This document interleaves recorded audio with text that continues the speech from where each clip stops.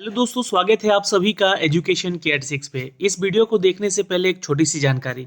अगर आप बिहार में दरोगा बहाली की परीक्षा की तैयारी करना चाहते हैं तो आप हमारे साथ जुड़िए बैच नंबर 1 में, जहां पे आपको इन 6 पुस्तकों के द्वारा क्यूज के माध्यम से आपको बिहार दरोगा का ये पहला बैच शुरू किया जा रहा है। सेट प्रैक्टिस करवाया जाएगा क्यूज के फॉर्मेट में। टेलीग्राम ये सारे क्यूज होंगे टेलीग्राम पे। तो टेलीग्राम अगर आपने एप्लीकेशन में अपने अपने मोबाइल में नहीं रखा है तो डाउनलोड कीजिए और वहाँ पे हमारे साथ जुड़िए इस बैच नंबर 1 में। दोस्तों, आपको बता दें कि यहाँ पे लूसेंट सब्जेक्टिव ऑब्जेक्टिव 5000 एडुटेरिया का प्रश्न और सार संग्रह के इंपॉर्टेंट टॉपिक्स और साथ में साइंस यहाँ पे पूर्वालोकन घटना चक्र से और 1 साल का वार्षिकांक करेंट अफेयर कवर किया जाएगा। 14 फरवरी से आपका ये सब कुछ शुरू हो रहा है, लेकिन करेंट अफेयर का सीरीज यहाँ से 1 फरवरी से लेकर 10 फरवरी तक जो है कवर किया जा चुका है। आप लोग इस बैच में जुड़िए और इस दिए गए नंबर पे पेमेंट कीजिए और पेमेंट करके यही स्क्रीनशॉट भेज दीजिए, आपको ग्रुप में ऐड कर लिया जाएगा। तो ये छोटा सा काम कर लीजिएगा और हमारे साथ जुड़ जाइएगा। तो आज की इस वीडियो के माध्यम से हम बात करेंगे इनकम टैक्स में आई हुई, जी हाँ, इनकम टैक्स डिपार्टमेंट की वैकेंसीज के बारे में, जहाँ पे इनकम टैक्स इंस्पेक्टर का पोस्ट है, टैक्स असिस्टेंट का पोस्ट है, मल्टीटास्किंग स्टाफ का पोस्ट है।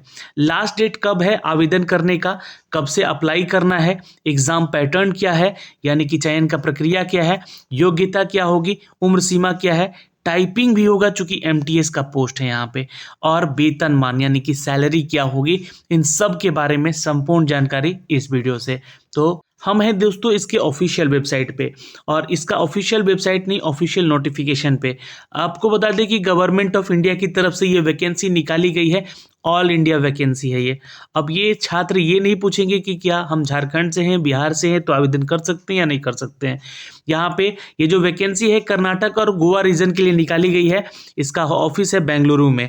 अगर आपको इसके बारे में जानकारी चाहिए तो इस ईमेल आईडी पे भी मेल करके सारी जानकारी आप ले सकते हैं ऑफिशियली, या फिर आप इस दिए गए नंबर पे कॉल करके भी बात कर सकते हैं इस के रिगार्डिंग। अब मैं आपको थोड़ा सा पहले एक चीज़ क्लियर कर दूं कि ये फॉर्म जो है, ये वैकेंसी के बारे में ऑफलाइन आपको फॉर्म भरना है, ठीक है। दूसरा ये भी अपडेट आपको पहले दे दूं कि इसके लिए वही छात्र आवेदन करेगा जो कि स्पोर्ट्स से संबंधित है, यानी कि खेल कूद से उनका, जी हाँ, एकेडमिक है, वो जानते हैं खेल कूद को या फिर सर्टिफिकेशन रखते हो। तो देखिए ये जो है नोटिफिकेशन आप लोग को यहाँ पे दिख रहा होगा, यहाँ भी स्पोर्ट्स लिखा गया है।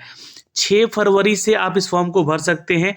Notification for the recruitment of the meritorious sports person in the cadre of the inspector of income tax, tax assistant and the multitasking staff. 3 तरह की वैकेंसी है, लेकिन आपको यहाँ पे स्पोर्ट्स पर्सन होना अनिवार्य है। अब इसके लिए क्या एलिजिबिलिटी क्राइटेरिया है तो ये पहले जानेंगे, और जो छात्र एलिजिबल होगा उन्हीं को यहाँ पे रिटन टेस्ट के लिए बुलाया जाएगा, यानी कि शॉर्टलिस्ट भी किया जाएगा। तो आपको मैं थोड़ा सा यहाँ पे इन शॉर्ट बता दूं सारी चीज़ें। तो 6 फरवरी से फॉर्म भरा जा रहा है, लास्ट डेट 24 मार्च है इस फॉर्म को भरने को लेकर। वैकेंसी का डिटेल 3 तरह की वैकेंसी है, जहां पे 10 पोस्ट इंस्पेक्टर का है, 32 पोस्ट टैक्स असिस्टेंट का है और 29 पोस्ट जो है यहाँ पे एमटीएस का है। तो 100 से भी ज़्यादा पदों की वैकेंसी है यहाँ पे।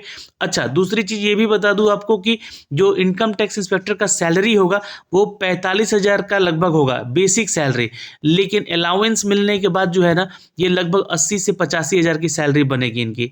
लेवल 4 में जो टैक्स असिस्टेंट का पोस्ट है वो 25,500 है, लेकिन इनकी सैलरी 40,000 के आसपास इनकी सैलरी बनेगी। और एमटीएस की जो पोस्ट है यहाँ पे 18,000 है, लेकिन इनकी जो सैलरी बनेगी 28,000 के आसपास बनेगी। क्यों? क्योंकि ये मेट्रोपॉलिटन सिटी में आपको जॉब करने का मौका मिलेगा, हैदराबाद या गोवा के क्षेत्रों में।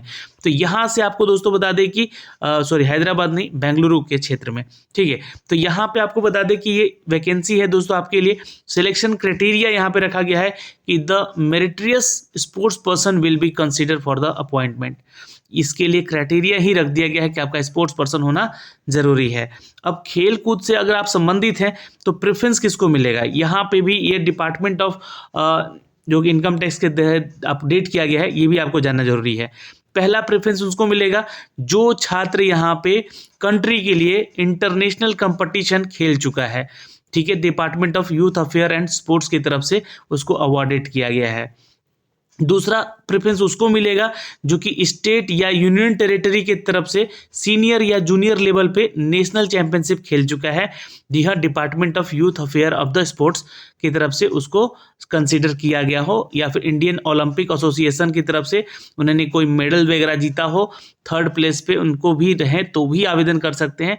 Between the candidate participating the senior and the junior national championship games, तो ये बातें आप ध्यान रखिएगा। या फिर आपने मेडल जीता है सीनियर नेशनल चैंपियनशिप में, देन आपको ये प्रेफरेंस दूसरा मिलेगा। तीसरा प्रेफरेंस उनको मिलेगा जो कि यूनिवर्सिटी लेवल पे है, इंटर यूनिवर्सिटी लेवल पे है, और एसोसिएशन ऑफ इंडिया यूनिवर्सिटी या इंटर यूनिवर्सिटी स्पोर्ट्स पे बोर्ड, या फिर उन्होंने कोई मेडल जीता हो तो आपको यहाँ पे मिलेगा प्रेफरेंस। तीसरे फेज तक भी है तो भी मिलेगा। फोर्थ प्रेफरेंस उनको मिलेगा जो कि स्टेट स्कूल्स की तरफ से नेशनल स्पोर्ट्स या गेम्स खेल चुके हैं और मेडल जीत चुके हैं, तो उनको यहाँ पे प्रेफरेंस मिलेगा, ये ध्यान रखेंगे। पांचवा प्रेफरेंस उनको मिलेगा जो कि नेशनल अवार्ड जीत चुके हैं इन द फिजिकल एफिशिएंसी, यानी कि जो लोग पैरालंपिक्स में खेलते हैं या पैरा कैटेगरी से खेलते हैं और उन्होंने नेशनल फिजिकल एफिशिएंसी ड्राइव के तहत अपना वो अवार्ड जीता हो, उनको मिलेगा ये प्रेफरेंस। छठा प्रेफरेंस उनको मिलेगा जो कि स्टेट और यूनियन टेरिटरी या यूनिवर्सिटी की तरफ से खेला हो और इनमें से कोई भी एक में मेडल जीता हो, तो आपको यहाँ पे प्रेफरेंस मिलेगा। तो ये हो गया प्रेफरेंस आपको। लेकिन ये कौन कौन से गेम होने चाहिए? Athletes, badminton, basketball, chess, cricket, football, gymnast, hockey, kabaddi, swimming और टेबल टेनिस, टेनिस, वॉलीबॉल और योगासन, या फिर जो भी पैरा स्पोर्ट्स से संबंधित हैं गेम्स, उनमें अगर आपका योग्यता है, यानी कि आपके पास स्पोर्ट्स पर्सन हैं आप, इसकी सर्टिफिकेशन है आपके पास, मेडल जीते हैं आप लोग, तो आवेदन कीजिएगा। तो ये सारी चीज़ें अब यहाँ पे फॉर्म 1, फॉर्म 2, फॉर्म 3 और फॉर्म 4 और फॉर्म 5 दिया गया है।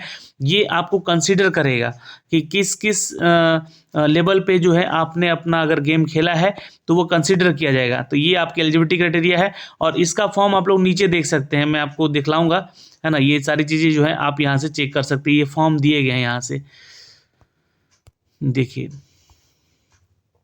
ये जो हैं सारे आपके फॉर्म दिए गए हैं आपको एनएसचर में, आप लोग आके यहाँ से चेक भी कर सकते हैं एक एक करके, है ना, कि किस के लेवल के लिए कौन सा फॉर्म है, यहाँ से आप लोग देख भी सकते हैं।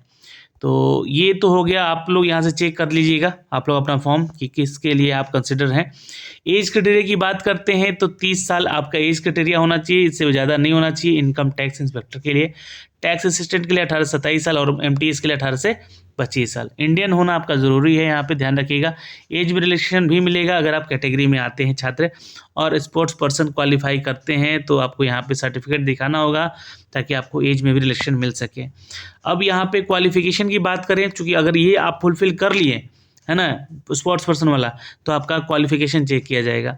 तो बैचलर डिग्री होना चाहिए टैक्स असिस्टेंट और इंस्पेक्टर के लिए, लेकिन 10वीं कक्षा पास एमटीएस के लिए ज़रूरी है।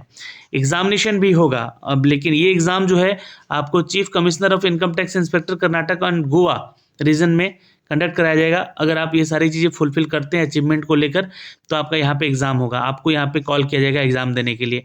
स्कीम ऑफ एग्जामिनेशन क्या है?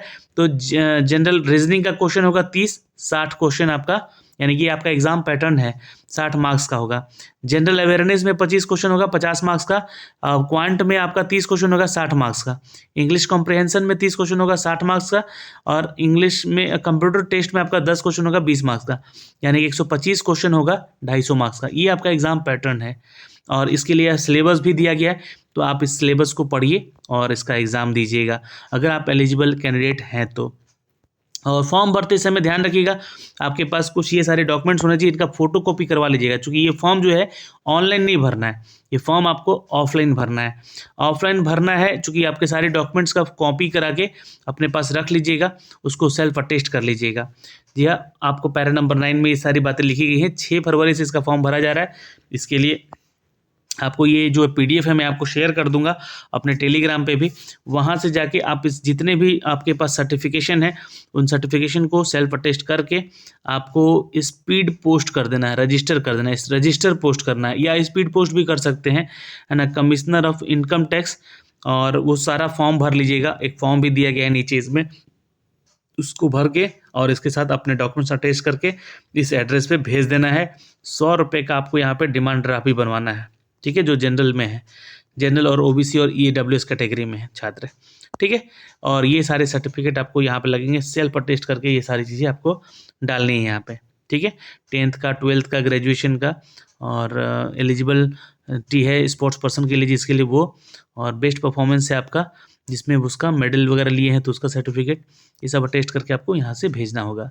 ओके, आगे चलते हैं। तो एप्लीकेशन फ़ी यहाँ पे 100 रुपये है, तो आप डिमांड ड्राफ्ट बनवा लीजिएगा, उसमें अटैच कर दीजिएगा in the favour of ZAO CBDT Bangalore के नाम से, ठीक है। ये DD1 है आपका, और उसको भी आपको भेजना है, उसका फोटो कॉपी करके जरूर रख लीजिएगा अपने पास। ओके, तो ये सारी चीज़ें हैं यहाँ पे दोस्तों। अगर आप एलिजिबल छात्र हैं तो आवेदन कीजिएगा। ये आपके सारे वो NSCR में फॉर्म दिए गए हैं जिसके लिए आपको इसी के फॉर्मेट में ही अपना सर्टिफिकेट बनवाना होगा। ओके, तो आई थिंक मुझे लगता है कि सारी जानकारी यहाँ से मैंने अप टू डेट कर दी है। फिर भी अगर आपका कोई डाउट है तो आप प्लीज़ कमेंट सेक्शन में कमेंट करके ज़रूर पूछ लीजिएगा। फिलहाल अभी के लिए इतना ही। जय हिंद।